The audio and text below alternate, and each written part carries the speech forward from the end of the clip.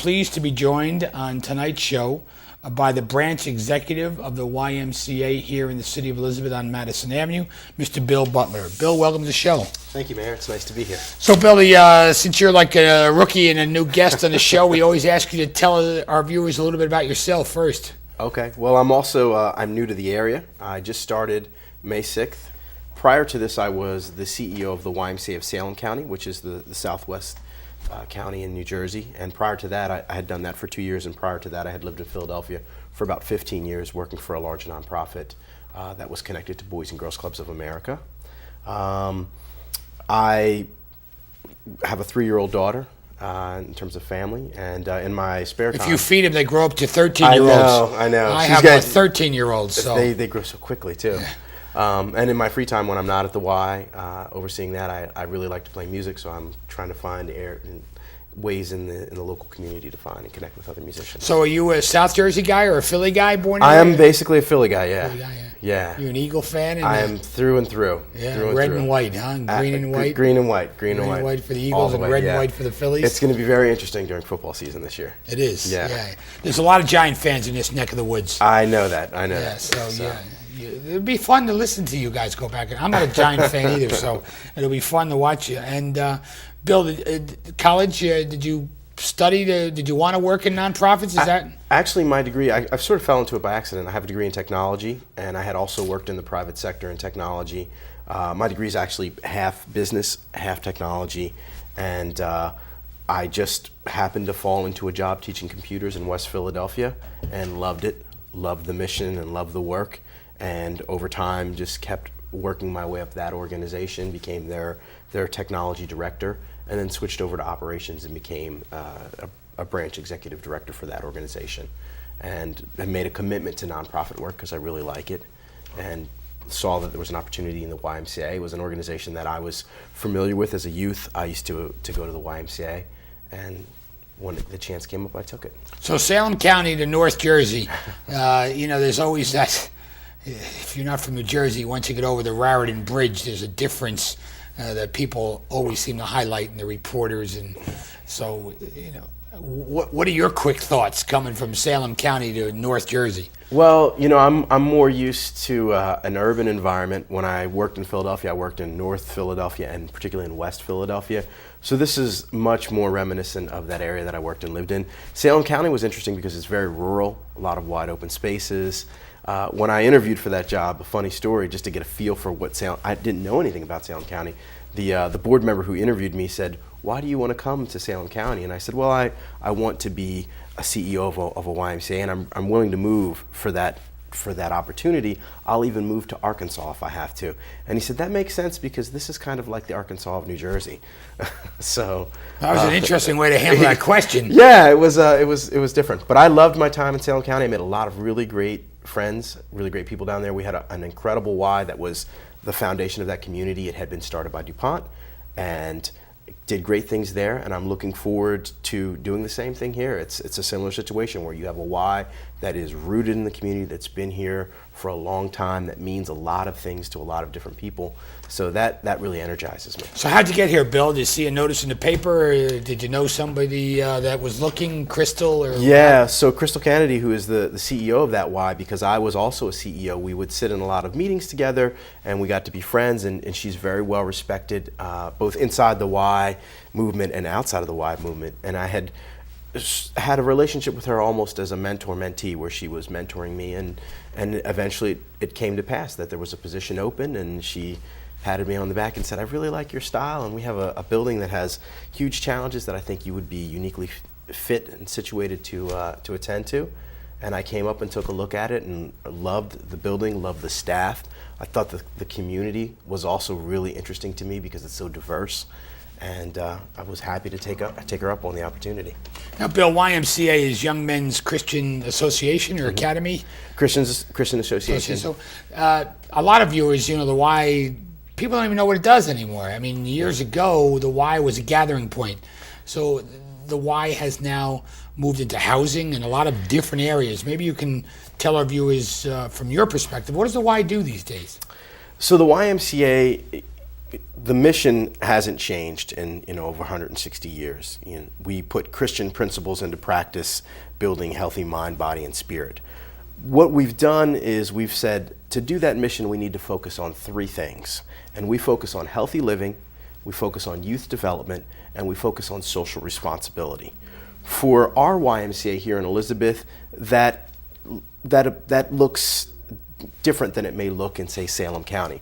For us here in Elizabeth, what that means is healthy living. Most people are familiar with that in the YMCA in that context. Healthy living can mean you go to the gym and you work out. Healthy living can also mean we have programs like an anti-diabetes prevention program. Healthy living can mean a Zumba class. Healthy living can mean a nutrition class. There are all sorts of different things that we do around healthy living. Some of them are familiar, some of them are new with the time. Youth development is also something that's very tangible, and I think people are comfortable and familiar with the YMCA in that context. We have daycare right around the corner from my YMCA branch, where we serve about 126 children, ages 6 weeks to 5 years old. We also have several after-school programs around the city that are in schools. Right now we're currently in about 6 or 7 schools. We'll do a summer camp this year where we're expecting somewhere between around 200 to 250 children. How long does the summer camp run? Summer camp runs for 9 weeks, and it starts the first week in July. And those kids will be in our YMCA, and every hour that they're in our summer camp, we'll be doing some sort of different activity with them. Some will focus on character development. What are the ages for that, Bill? That's 5 years old, straight up to, really we say 13, but we have some children who are older. We have a 7th grade initiative too. We have kids in that program as well. How do they sign up? They can call our Y directly at 908-355-9622. And Jessica Samolowitz is the after school and summer camp director, and she'd be happy to speak with you and give you any information that you'd like to inquire about. So the mission hasn't changed for the YMCA in 160 years, but it has evolved. We've evolved. It's funny because when you look at the way that the YMCA was started and the language that was used, I was struck by this. Some of those same principles still apply and some of the same challenges still apply. So initially the YMCA was started in England, and the language roughly was, we want to create a place for young men to abstain from incorrigible behavior. I mean, that sounds outdated, but if you put it in today's terms, it's the same thing. We want to give young men and young women a place to go where they can do positive things and find positive directions for their life. The third aspect of our area, so we have healthy living and we have youth development. The third area is social responsibility. And for us here in Elizabeth, that means we do a lot of things around housing.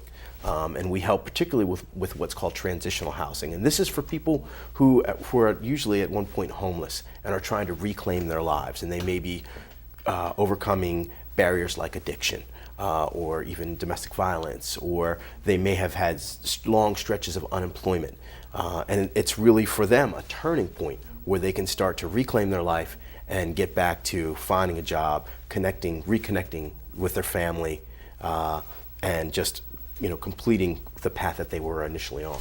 Bill, we're going to take a break. We'll talk about how 2013 is going so far, and then pick up with the grand reopening you have next week scheduled. Sounds great. Please stay with us after these messages. We're back with more with Bill Butler from the YMCA, talking about the future of the YMCA in the city of Elizabeth. Welcome back to our city, where I'm pleased to be joined by Bill Butler, who is the Executive Branch Manager of the YMCA here in the city of Elizabeth. And before the break, we were talking with Bill about not only the city of Elizabeth and the role of the YMCA. So, Bill, how's 2013 going? I mean, you're a rookie, but clearly you can measure where 2013's been and where it's going. Well, 2013 is a great year for us. We just completed a big renovation to our YMCA. Our building is very old, and the renovations are complete, and we'll have a grand opening, which I know you'll be at. And that grand opening takes place next week. And we'll have a series of events actually next week to invite the community to come in and see the building and see the facilities, the upgraded facilities. Membership is growing. our programs are growing, our partnerships are growing. So 2013 is off to a really good start. You know, Bill, you talked about transitional housing and the role that the Y has in transitional housing. I don't know if anybody's briefed you, but originally where a lot of the transitional housing was there was a pool. Yeah. And it was a big public debate in the 1980s when I was on the city council on whether we were going to give them some funding for the renovation, on whether they should eliminate the pool. I think at some point, when we look down the line, I know for me, I would love for us to find ways to bring the pool back. There's a need for both in this community. We know that, we always want to combat homelessness, and it takes a really intensive effort. So the housing is certainly worth that investment. However, because this is such a diverse community, and particularly a huge Latino and African American or Haitian American population, we know that those populations really have much higher rates, incidence of drowning. So I would love to have a pool, to launch initiatives around that. The other thing is that as we have a population that's aging, aquatics programs that do health and wellness in the pool are really tailor fit for that aging population, because there's less resistance and the water's warmer. It's better for your body. So in Salem County, did you have a pool in the Y? Absolutely, you did, yeah. Absolutely, and our seniors, they were there, every day, and we had a really strong adult fitness program for it. So I'd love to see us do something like that. Yeah, but the transitional housing, I think you raise a really good point, Bill, when you talk about the transitional housing in a city like Elizabeth. There's a strong need for it. Absolutely. And the Y does a good job at it. And it's so important, Mayor. I mean, the first step to reclaiming your life is having a solid, consistent roof over your head. So then you can look at, removing barriers like addiction, or trying to find that job, or reconnecting a man who's been disconnected from his family, so that he can be a father and be hopefully maybe even a husband again. So it's just such a critical piece of that evolution. I'm really goes proud back that to we offer it. Maslow's hierarchy of needs. Exactly. That? Yes. Yeah. So what specific types of renovations were made to the Y? Well, if we look at the health and wellness side, we have a whole new wellness center on our main floor. In the Y movement, we discovered that there are really two types of people who work out, who are looking to improve their lives through health. One is what we call the health seeker, and that's the person who doesn't work out a lot, who's having trouble getting back into that lifestyle, maybe because of age, or maybe because of injury, or because they haven't done it, they've been too busy, and they don't want to see a big, intimidating challenge. They want something a little warmer and friendlier, a light introduction, and we have a wellness center that's really dedicated towards that. And I can relate to that, because even though I'm active, I never have been a person who loves to spend 3 hours a day in the gym lifting a lot of weights, and I think there are a lot of people like that. So the key to good health is finding something that you can stick with and that's comfortable for you. So, we certainly still have the old traditional weight room, with the loud music and that's the way the weights. Y used to be, though. Yeah, and there are a lot of guys down there, but we also have this softer, updated, brand new, state of the art equipment that's much more welcoming, and I think much less intimidating for the health seeker. There's a lot of members, right? Outside members, they pay dues and absolutely. Right. We have members right now. We have about 2,000 members, and long term, we'd like to see that number really grow. Do you know the rate structure? Or? Sure. I mean, I think it's better to probably call about that, because there are all these different Sure. rates. But we're running a special this summer. We're actually lowering our rates. It's a great time to come, and there are also benefits besides just coming for a gym or a treadmill. We do a lot of programming. Like I said, some of it's health related, but some of it is around youth or strengthening families. And one of the things that I hope to bring here is more family programming, so that your Y membership isn't just about a treadmill or about pumping iron. It's also about spending time with your 3-year-old daughter or your 13-year-old daughter, because that's equally as important. Now, Bill, the renovations, from the mayor's point of view, it took a long time. It's constantly thought we were consistently under renovations, because I think the renovations actually started when Kathy Dunn was the executive director, who you told me before the show you have met on occasion. Yeah, Kathy. So are we complete now? We are. We're 99.9% done. We're still waiting on some little odds and ends, some light fixtures and things like this, but we're just about all the way there. So we're excited. We're ready to go. We're ready for prime time, as they say. So what other upcoming events are going on this summer? You kind of mentioned some of them that you may want to talk about. So next week, of course, we'll have our grand reopening, Tuesday, June 11th, and there'll be a lot of dignitaries. But that whole week, we're going to have a series of events. We partner with the city, actually, for their Building Future Leaders program, which is a program for teens. They come to our building every day. They're going to be doing a college and career fair that Wednesday. Thursday, we're going to do an open house that just focuses on our housing programs, so that anyone who's in the human services or health or in the community who is interested in that can come and tour all of those facilities. Friday night, we have just a free and open family night. It's going to be family game night. The focus is just fun, working, on family strength and giving families, an affordable way to come together. Saturday, we're going to have actually some special fitness classes outside of the Y, but all week long, we're going to have fitness classes that are open to the public. What are the hours of the Y? The Y operates every day from 6 a.m. till about 9 o'clock at night. The hours change slightly on the weekends. It's more 8 to 5 on the weekends. And at 9 o'clock at night, is it basically shut down except for the residents? Except for the residents. Because we have residents in the building, it's actually a 24-hour facility, but you can't use it as a Y beyond 9 o'clock. Okay. And the healthy living that you talked about, can you expand? I mean, do families come, or do you just get the guy coming who wants to work on a treadmill, or the gal who just wants to do 30 minutes or an hour of exercise and move on, or do you get somebody who'll come there with their daughter or their son and exercise? We do. I mean, I see it now, not as much as I'd like to see it. That was one of the successes that I'm hoping to bring with me from Salem. I mean, in Salem County, we had an actual family night every Wednesday night, and we had an arts partner who would do a different family event every Wednesday night. And then Friday night, we did our family night. And if you were a Y member, that was free. And so one Friday would be a movie night, the next night might be a karaoke night, the next night would be a swimming party because we had a pool.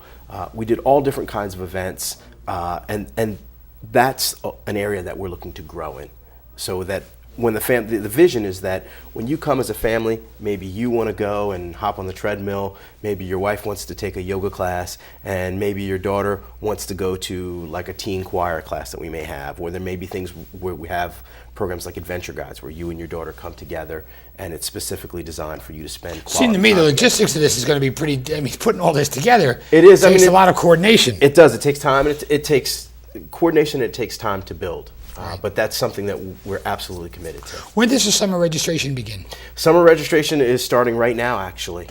This week it started. The Summer 1 and Summer 2 session are about to begin. Once again, I invite any of the viewers to call 908-355-9622. You can speak to Sylvania Mueller. She's our membership director. And she'll be more than happy to set up a tour with you, and you can see the facility and come in and get some time to take a look at it, and I think you'll be quite impressed. Does the track still exist above the gym? The track is still exists above the gym. Yeah, and what's that, an eighth of a mile around this? Do you know? I think it's 26 laps. I was just looking at it today. 26 laps for a mile. 26. So when it's really cold outside and you don't feel like going outside to run, there's always that space at the Y. Is handball still there? Handballs, we have the space for it. I see some members still playing it. We have a smaller gym behind a regular gym. Right. Of course, basketball is overwhelmingly Sure. the most popular. Plus, we also have, you talk about running, we have state-of-the-art brand new equipment. So our treadmills each have their own individual TV unit on it, so you can watch your favorite show as you're, getting your workout in and all that. And the future of the Y, I think you spoke a lot about it on the show, especially when it comes to getting families involved. And now that the renovations are done, any idea of besides the programming where you'd see that, do you get more into affordable housing, and do you get more into bringing people to the club? Where do you see the flow? Do you try to do it all in a holistic way? I think that this organization is very organized, and so of course always we'll start with what we're already very good at. We do housing and we do it very well. We do membership and we do it very well. So we'll try and grow in those areas that we've already had success in. I think my own personal, handprint on the organization, I really like to partner and partner for the good of community. So I'll be looking out across the city to find different ways that I can work with different organizations for community good. Of course, like I said, we'd like to really ramp up family programming. We also want to do some things around healthy living that more involve nutrition, because not everybody may want to always come to the gym, but we all have to eat every day, and that really is just as important as working out. And the last piece is that we really want to find ways to connect people who are members, who are partners and patrons of the Y, to the work that we do, so that they can be part of our social responsibility movement, so that they can volunteer, so that they can get connected to the good work that we do. And if someone who needs to get more information on the Y or would like to join, you mentioned Sylvia's name. Is there anybody else you can call, and what number? So once again, the number is 908-355-9622. Sylvania is the membership director. You can call and she'll set up a tour. You may certainly always call and ask for me. My name is Bill Butler. You can also catch us on the web, www.ymcaeuc.org. So EUC for Eastern Union County. And we have other branches throughout the county as well. And I would invite anyone at any point in time to come by. We're very friendly. My door is always open. And we're ready. We're happy to invite you. Bill, I want to thank you for taking the time out of your schedule to join us on the show this week, and I wish your sojourn here well, and see you around Elizabeth, and especially Absolutely. next Tuesday. See you then, Bill. Mayor. Thanks. Thank you. For Bill Butler, I'm Chris Bolwage. We'll see you next week on another edition of Our City. And to all of the viewers in Elizabeth, please remember in your prayers the family of Senator Frank Lautenberg.